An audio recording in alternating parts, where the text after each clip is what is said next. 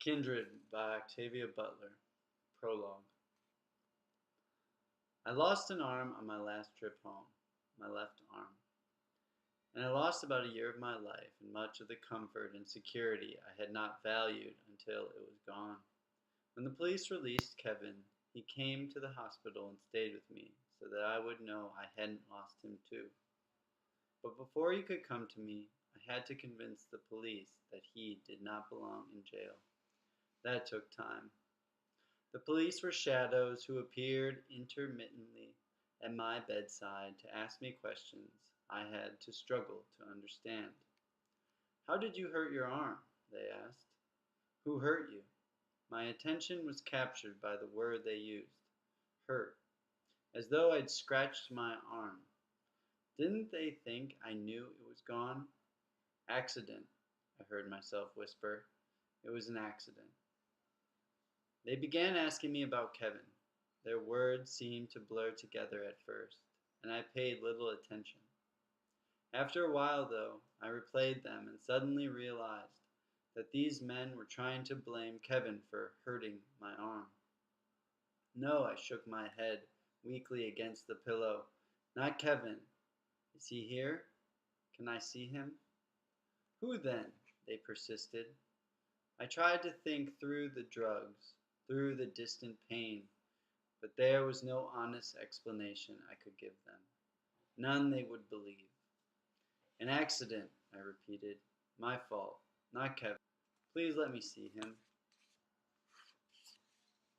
I said this over and over until the vague police shapes let me alone, until I awoke to find Kevin sitting, dozing beside my bed. I wondered briefly how long he had been there, but it didn't matter. The important thing was that he was there.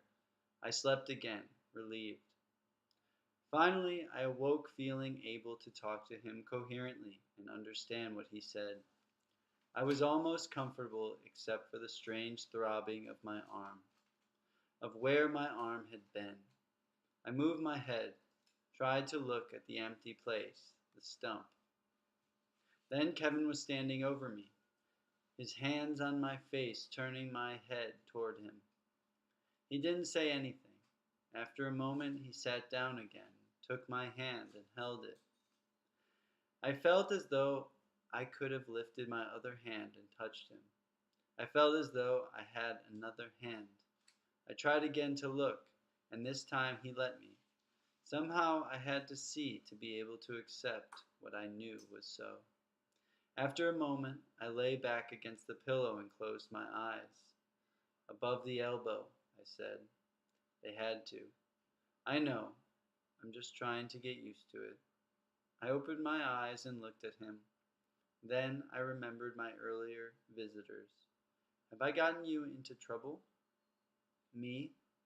The police were here. They thought you had done this to me." "Oh, that. They were sheriff's deputies.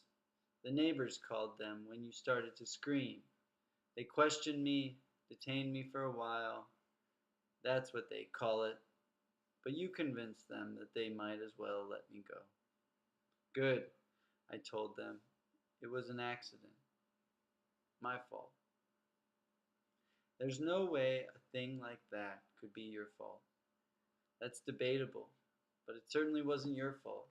Are you still in trouble?" "I don't think so. They're sure I did it, but there were no witnesses, and you won't cooperate. Also, I don't think they can figure out how I could have hurt you in the way you were hurt."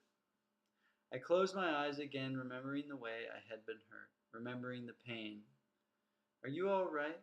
Kevin asked. "Yes." "Tell me what you told the police." "The truth." He toyed with my hand for a moment silently. I looked at him, found him watching me.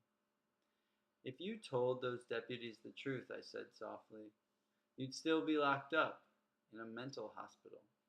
He smiled. "I told as much of the truth as I could. I said I was in the bedroom when I heard you scream.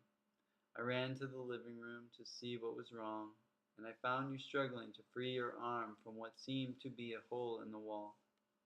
I went to help you.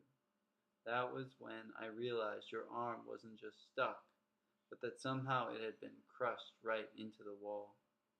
Not exactly crushed, I know, but that seemed to be a good word to use on them, to show my ignorance. It wasn't all that inaccurate either. Then they wanted me to tell them how such a thing could happen. I said I didn't know. Kept telling them I didn't know. And heaven help me, Dana, I don't know.